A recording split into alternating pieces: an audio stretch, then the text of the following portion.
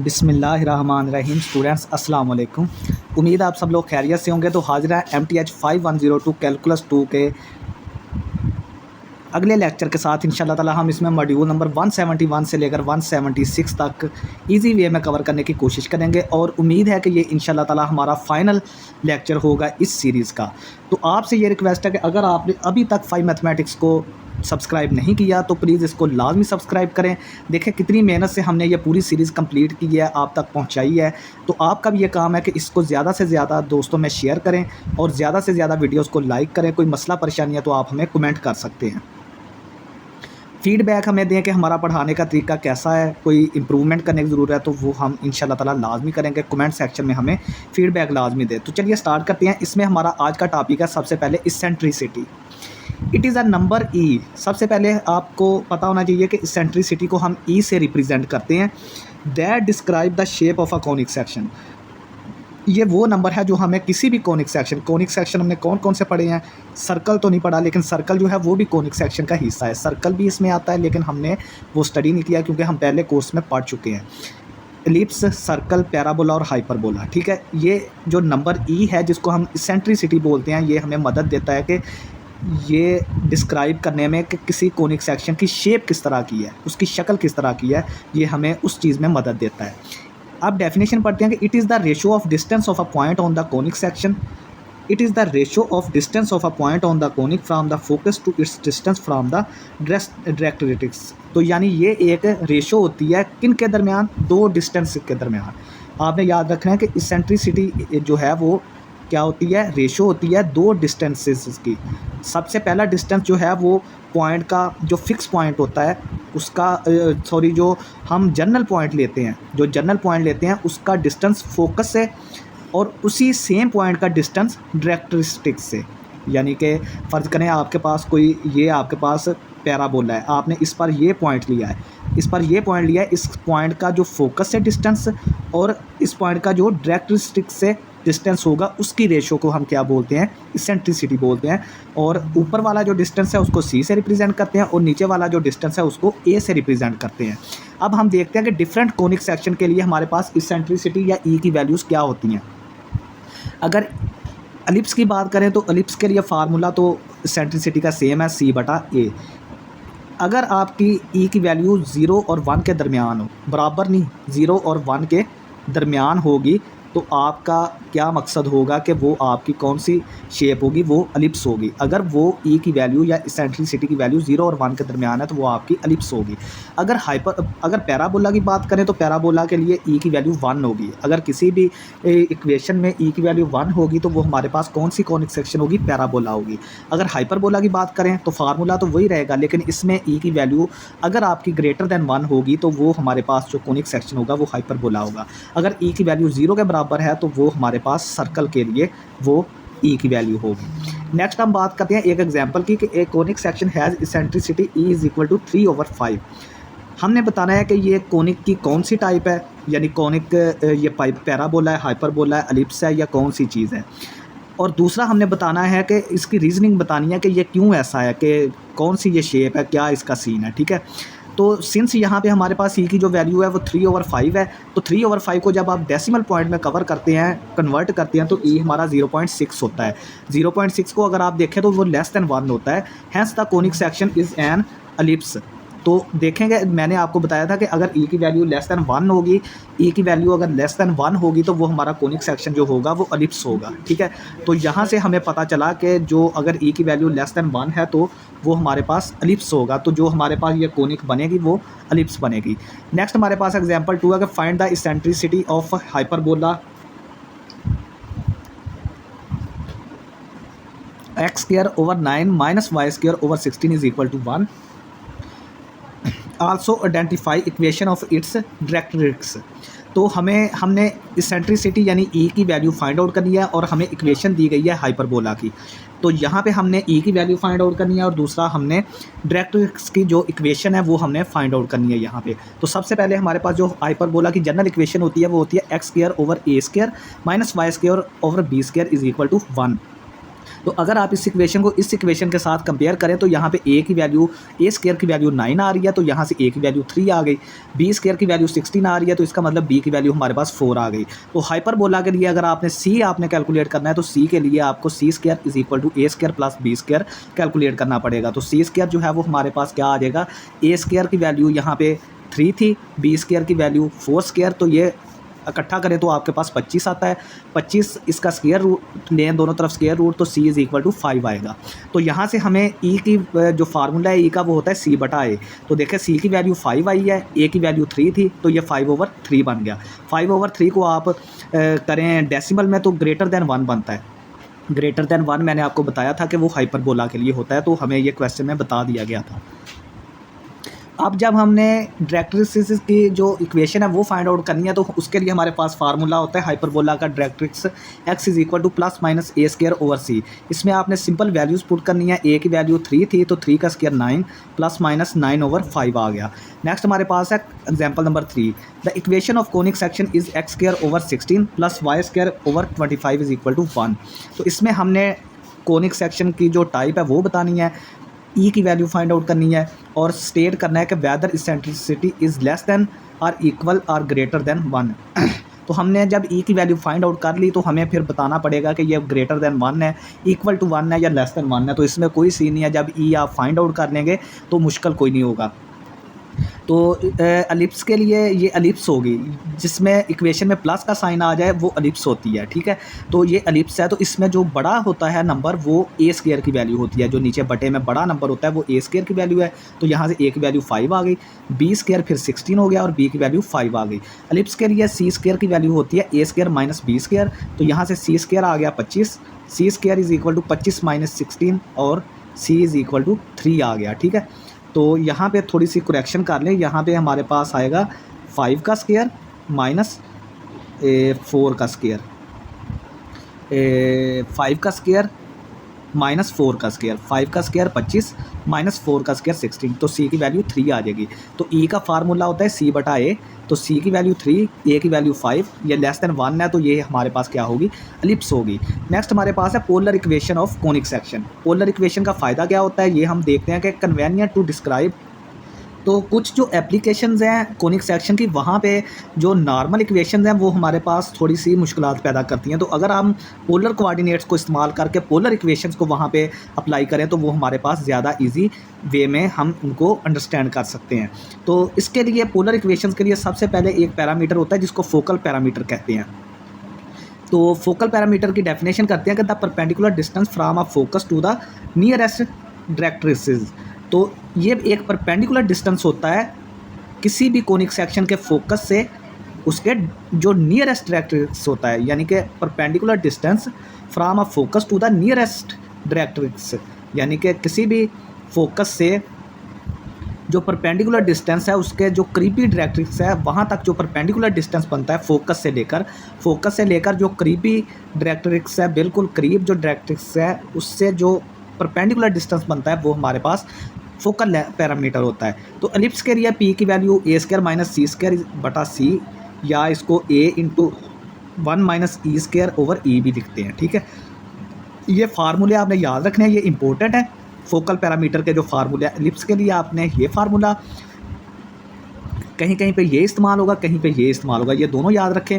Parabola के लिए होता है 2a, हाइपरबोला के लिए होता है c square minus a square over c, a into a square e square minus 1 over ई।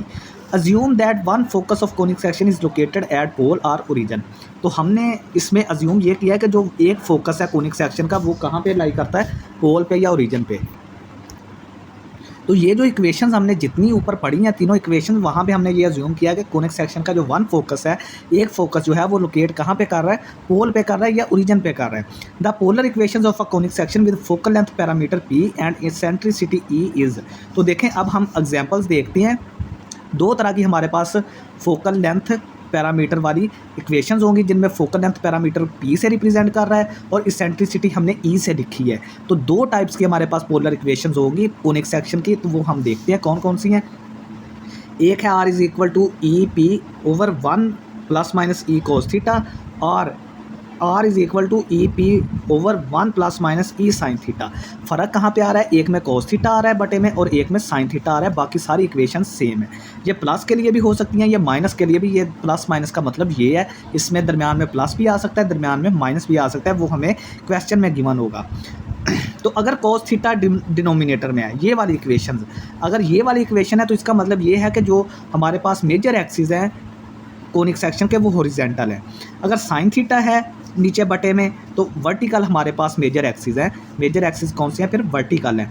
अगर साइन थीटा और कॉस थीटा दोनों अपीयर होते हैं बटे में तो हम बोलेंगे कि ये जो कोनिक सेक्शन है ये रोटेटेड कोनिक सेक्शन है। क्या है, ये रोटेटेड कोनिक सेक्शन है। अब थोड़ा सा प्रोसीजर पढ़ते हैं कि इन इक्वेशंस को हम सॉल्व कैसे करेंगे। Make constant term in denominator 1। तो डिनोमिनेटर में जो भी कांस्टेंट टर्म होगी उसको आपने 1 बनाना है। यहाँ पर ये इस 1 की बात हो रही है, यहाँ पे जो हमारे पास कोई भी कांस्टेंट टर्म होगी इसको हमने 1 लिखना है, ठीक है, 1 में चेंज करना है। The coefficient sine theta and cos theta is E.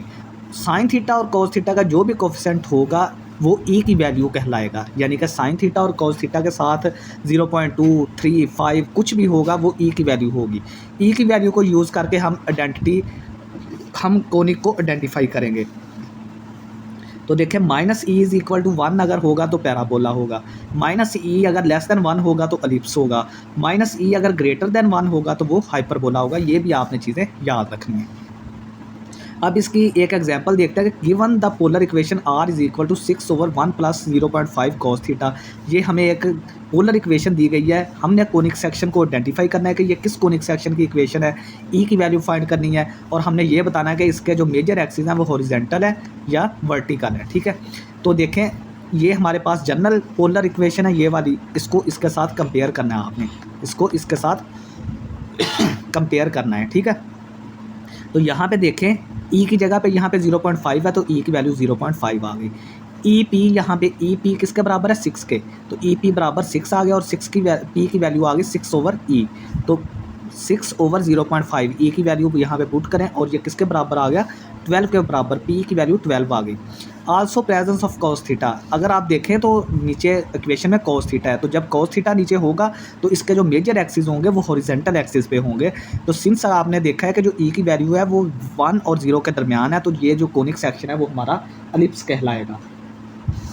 Next हमारे पास एक और इक्वेशन है कि write the polar equation of parabola with focus at pole, ठीक है। हमारे पास जो हमने इक्वेशन लिखनी है पोलर इक्वेशन पैराबोला के लिए, पैराबोला के हमें बता दिया गया है और उसकी हमने इक्वेशन लिखनी है।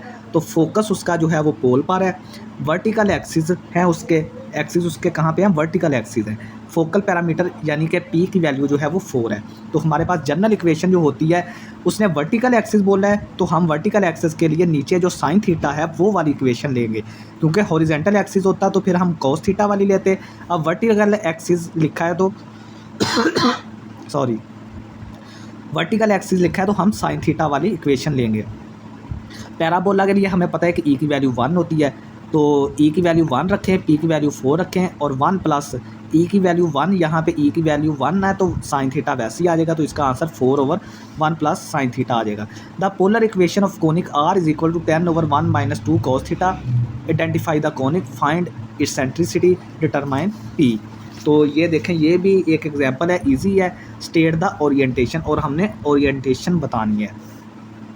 तो जो हमारे पास नॉर्मल इक्वेशन है, जनरल इक्वेशन है, उसको हम लिखेंगे, उससे इसको कंपेयर करेंगे तो ई की वैल्यू 2 मिलेगी, ई पी की वैल्यू हमें 10 मिलेगी। तो यहाँ से पी की वैल्यू 10 ओवर 2 जो कि 5 के बराबर है। तो ई क्योंकि हमारा 1 से ग्रेटर है तो कोनिक सेक्शन हमारा हाइपरबोला बनेगा।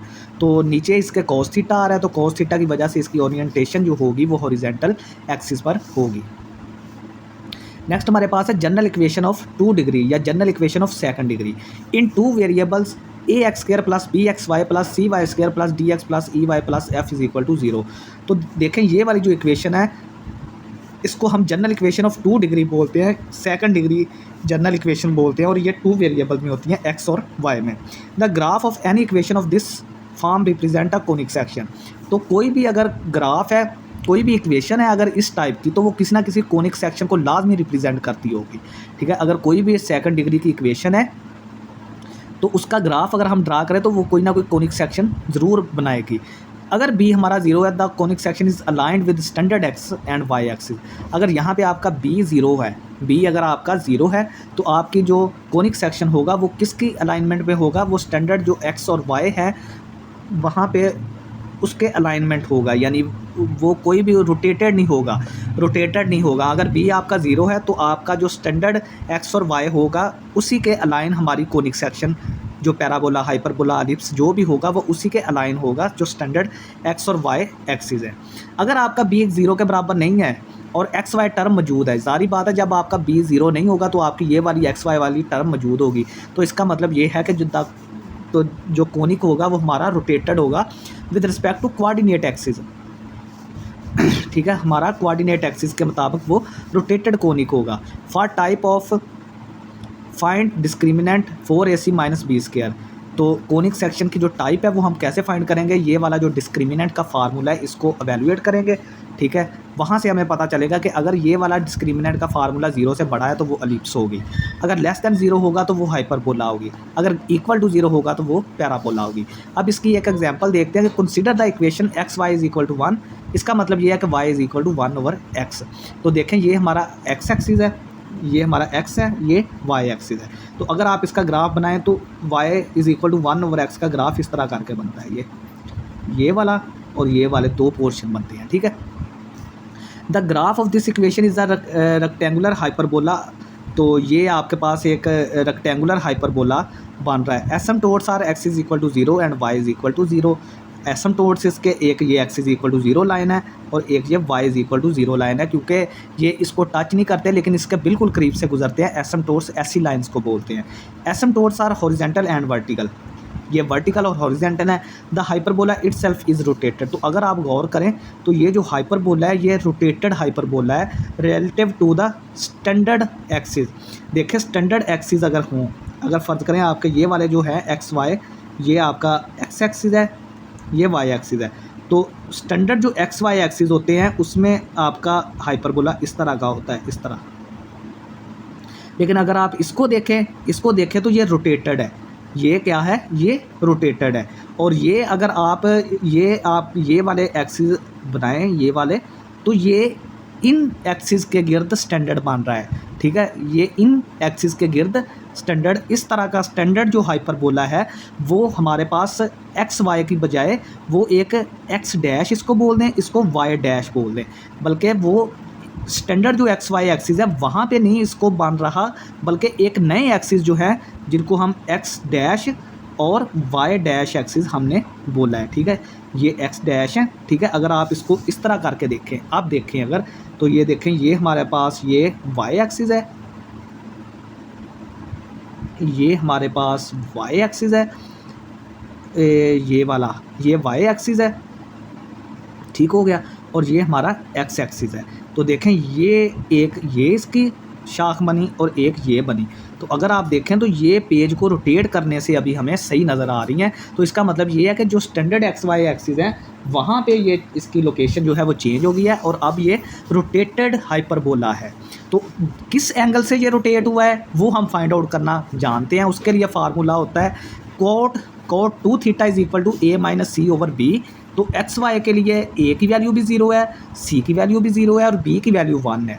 ठीक है, अगर आप इस इक्वेशन से देखें ना, ये वाली इक्वेशन जो है ये, ठीक है, तो इसमें बाकी सारी चीज़ें ज़ीरो हैं, सिर्फ ये वाली टर्म एक आ रही है इक्वेशन में। तो बाकी तमाम a भी ज़ीरो, c भी ज़ीरो, d e सारा कुछ ज़ीरो है। सिर्फ b की वैल्यू क्या आ रही है, 1 आ रही है, क्योंकि हमारी इक्वेशन क्या है, x y is equal to 1 है। ठीक है, तो यहाँ पे देखें a भी ज़ीरो, c भी ज़ीरो, b की वैल्यू 1 है। तो आप इसमें पुट करें तो cot 2 थीटा हमारे पास 0 आएगा। तो इसकी जब आप cot 2 थीटा को जब आप sin 2 थीटा बटा cos 2 थीटा बटा sin 2 थीटा लिखेंगे तो वो आपके पास थीटा की वैल्यू 45 डिग्री आ जाएगी। तो after rotation the equation is, तो इसका मतलब ये है कि जब हमारे पास एक्सिस रोटेट हुए हैं तो हमारे पास इक्वेशन जो है वो भी चेंज हो जाएगी। तो हमारे पास जो चेंजिंग इक्वेशन है वो हमने ये लिख दी है। ठीक है, a dash x dash square plus b dash x dash y dash, सिर्फ हमने क्या किया कि जो ओरिजिनल इक्वेशन थी उसमें डैश लगा दिया सारी चीज़ों के साथ। तो ये एक नए कोऑर्डिनेट सिस्टम में एक्स डैश और वाई डैश कोऑर्डिनेट सिस्टम में हमारे पास रोटेटेड इक्वेशन आ गई है, रोटेटेड कोनिक्स जो था उसकी इक्वेशन आ गई है, ठीक है। जहाँ पे ए डैश जो है वो हम इस फार्मूले से फाइंड करेंगे, बी डैश हमारे पास 0 होगा, सी डैश हम ये वाला फार्मूला इस्तेमाल करेंगे, डी डैश के लिए हम ये वाला फार्मूला, और ई डैश के लिए हम ये वाला फार्मूला, और एफ डैश हमारा एफ के बराबर होगा। अब क्या करें, put the equation x y is equal to 1 in standard form using the rotated axis. तो इसको हमने रोटेटेड एक्सिस को इस्तेमाल करते हुए इसको हमने स्टैंडर्ड फॉर्म में लिखना है। तो एक्स वाई ये 1 उधर गया तो -1 इज़ इक्वल टू 0। तो अगर आप जनरल इक्वेशन जो है सेकंड डिग्री की जो मैंने आपको शुरू में बताई थी उसके साथ इसको कंपेयर करेंगे तो वहाँ से आपको पता चलेगा कि ए की वैल्यू 0 है, बी की वैल्यू यहाँ पे बी एक्स वाई जो है वो बी की वैल्यू 1 है, सी हमारा 0, डी भी 0, ई भी 0, एफ हमारा -1 आ गया, ठीक है। क्योंकि जो कांस्टेंट टर्म होती है वो एफ की वैल्यू होती है जो कि -1 है। अब रोटेशन एंगल क्या है, cot 2 थीटा a माइनस सी बटा बी, ये फार्मूला है जो कि 0 के बराबर है। तो यहाँ से हमने ये पीछे फाइंड करके आए हैं कि थीटा की वैल्यू 45 डिग्री आ रही है। तो 45 डिग्री पे cos थीटा और sin थीटा तो बराबर होते हैं। अगर आप टेबल से उनकी वैल्यू देखें तो वो होते हैं 1/2 का स्क्वायर रूट, ये दोनों की वैल्यू बराबर होती है। अब आपने जो a डैश का फार्मूला था वो इस्तेमाल करके a डैश फाइंड करें, ये देख लें, ठीक है। ए की वैल्यू यहाँ पे 0 थी इसलिए ये 0 बन गया सारा, ठीक है। तो सिर्फ यहाँ से एक वैल्यू आएगी 1/2, सी की वैल्यू भी 0 है, ये भी 0 हो जाएगा, ये भी 0, बी की वैल्यू हमारे पास 1 थी, साइन थीटा और कोस थीटा की वैल्यू 1/2 का स्क्वायर रूट इंटू 1/2 का स्क्वायर रूट, ये दोनों कंपोनेंट 0 हो जाएंगे। बी की वैल्यू 1 थी, ये 1 आएगा, कोस थीटा की वैल्यू ये, साइन थीटा की वैल्यू ये, इनको आपस में ज़रब देंगे तो 1/2 बनेगा, तो ये 1/2। बी डैश तो हमारा 0 होता है, ये हमें सबको पता है। सी डैश की वैल्यू आप इस फार्मूले से फाइंड करें, यहाँ से भी ये वैल्यू 0 हो जाएगी, ये भी 0 हो जाएगी, और ये वाला जहाँ पे +1/2 यहाँ से आया था तो ये माइनस है साथ, तो -1/2 इसका आंसर आ जाएगा। डी डैश 0 हो जाएगा, ठीक है। ई डैश जो है वो भी 0 हो जाएगा क्योंकि एक माइनस का आ जाएगा, एक प्लस का आ जाएगा। यहाँ पे भी सेम इसी तरह एफ डैश जो है वो एफ के बराबर होता है, तो ये -1 के बराबर आ जाएगा। अब आपने क्या करना है कि ये देखें वो इक्वेशन लिखें जो मैंने आपको चेंज करके जो रोटेटेड एक्सिस में हमने लिखी थी, वो हमने A dash B dash C dash D dash E dash F dash वाली इक्वेशन लिखें। जो जो वैल्यूज़ हमने फाइंड आउट की हैं वो इसमें रखें। इसमें सिर्फ आपके पास क्या वैल्यूज़ ए डैश की आएगी, 7x² आ जाएगा, ए डैश की वैल्यू 1/2 7x², ये पूरी टर्म तो 0 है क्योंकि बी डैश की वैल्यू 0 है। सी डैश की वैल्यू -1/2 आई थी तो ये -1/2 7 इसका y² आ जाएगा। बाकी सारी वैल्यूज़ भी क्या आई थी 0, और एफ डैश की वैल्यू -1 थी तो -1 यहाँ पे -1 उधर जाके ये +1 हो गया, ठीक है। क्योंकि इस तरफ 0 है, ये -1 को उठा के उस तरफ ले गए। तो अगर आप इसका ग्राफ देखें तो ये देखें, ये हमारे एक्चुअल एक्स वाई एक्सिस हैं, ये वाले, ये एक्स एक्सिस, ये वाई एक्सिस। तो अगर आप इसको देखें तो ये रोटेट हो गई है, ठीक है। ये अब ये वाली जो इक्वेशन है ये जो हमारी हाइपरबोला है ये स्टैंडर्ड एक्स वाई एक्सिस पे नहीं है, ठीक है। अगर आप इसको थोड़ा सा ऐसे करके रोटेट करके देखें तो ये इन दो एक्सिस पे, जो ये वाई एक्सिस, ये एक्स डैश एक्सिस और ये वाला वाई डैश एक्सिस, तो देखें ये हमारे पास यहाँ पे जो है वो स्टैंडर्ड हाइपरबोला बन रही है। 45 डिग्री के एंगल से हमारे एक्सिस जो हैं वो रोटेट हो गए हैं। अब नेक्स्ट एग्जांपल है कि convert 3x² + 4xy + 3y² is equal to 12 to an equation without on xy term, without an xy term. तो देखें इसको हमने चेंज करना है और इसमें xy टर्म जो है वो सॉरी वैनिश होनी चाहिए, ख़त्म होनी चाहिए। तो अगर आप यहाँ से देखें, ए की वैल्यू 3 है, बी की वैल्यू 4 है, सी की वैल्यू 3 है, डी की वैल्यू 0 है, ई की वैल्यू भी 0 है, और एफ हमारा होता है कांस्टेंट टर्म। इसको उठा के उस तरफ लेके जाएंगे तो -12 होगा, तो एफ की वैल्यू -12। थीटा के लिए आप फार्मूला लगाएं यही वाला, ठीक है, यही वाला लगाएंगे तो cot 2 थीटा 0 के बराबर आएगा। तो जब cot 2 थीटा 0 आता है तो थीटा की वैल्यू आपके पास 45 डिग्री आती है। तो अब आपने क्या करना है, ए डैश फाइंड करें, वही वाले फार्मूले जो मैंने आपको पीछे बताए हैं। सी डैश फाइंड आउट करें, बी डैश तो वैसे 0 होता है, डी डैश 0 हो जाएगा, ई डैश भी 0, और एफ डैश जो है वो एफ के बराबर ही होता है, तो एफ डैश हमारा -12 आ जाएगा, ठीक है। आपको मैंने ए डैश और सी डैश के फार्मूले पीछे बताए हैं, वो आपने इनको कैलकुलेट करना है। नेक्स्ट हमारे पास है रोटेटेड इक्वेशन। तो अब हमारे पास जो रोटेटेड एक्सिस में इक्वेशन आएगी वो होती है a dash x square b dash x y plus c dash y square. तो ये मैंने इक्वेशन आपको लिख दी है। तो यहाँ से आपने ये वैल्यूज़ a डैश की वैल्यू 5 आई तो 5x square plus b dash तो वैसे ही सारा ज़ीरो है क्योंकि b डैश की वैल्यू ज़ीरो है हमारे पास, तो ये टर्म ख़त्म हो गई। c डैश की वैल्यू 1 आई है तो y स्क्वायर आ जाएगा, ये ज़ीरो और f डैश की वैल्यू -12 है तो ये उस तरफ जाके +12 हो जाएगी। अब दोनों तरफ इस तरफ को 1 करना है हमने, तो 1 करने के लिए आपने 12 से दोनों तरफ मल्टीप्लाई करें तो ये x स्क्वायर ओवर 12/5 प्लस y square over 12 is equal to 1 आ जाएगा। तो अगर आप देखेंगे x और y वाली टर्म्स के दरमियान प्लस आए तो ये इक्वेशन किसकी होती है, ये एलिप्स की इक्वेशन होती है। और ये ऐसी एलिप्स है जो कि स्टैंडर्ड एक्स वाई एक्सिस से 45 के एंगल से रोटेट हो गई है। तो देखें ये वाला हमारा स्टैंडर्ड एक्सिस, ये स्टैंडर्ड वाई एक्सिस, लेकिन जो एलिप्स है वो रोटेट हो गई है 45 के एंगल से यहाँ, और यहाँ पे भी 45 के एंगल से। तो स्टूडेंट्स यहाँ पे हमारा लेक्चर आज का ख़त्म होता है और इसी के साथ ये हमारी जो लेक्चर प्लेलिस्ट है वो भी ख़त्म हो गई है। और अगर कोई लेक्चर नेक्स्ट आता है तो वो हम आपको अपलोड कर देंगे, नहीं तो ये है कि ये यहाँ पे कैलकुलस 2 का जो कोर्स है वो यहाँ पे ख़त्म हो गया है। इंशाल्लाह ताला कैलकुलस 3 के साथ दोबारा आपके पास हाजिर होंगे। आपने हमें फीडबैक में ज़रूर बताना है कि हमारे जो लेक्चर हैं वो आपको कैसे लगे। अगर कोई इम्प्रूवमेंट की ज़रूरत है वो इंशाल्लाह ताला बताएंगे आप, तो हम वो नेक्स्ट जो कोर्सेज़ हैं उनमें वो आपको नज़र आएगी। चैनल को लाजमी सब्सक्राइब करें और दोस्तों में ज़रूर शेयर करें ज़्यादा से ज़्यादा। बहुत शुक्रिया स्टूडेंट्स, अल्लाह हाफ़िज़।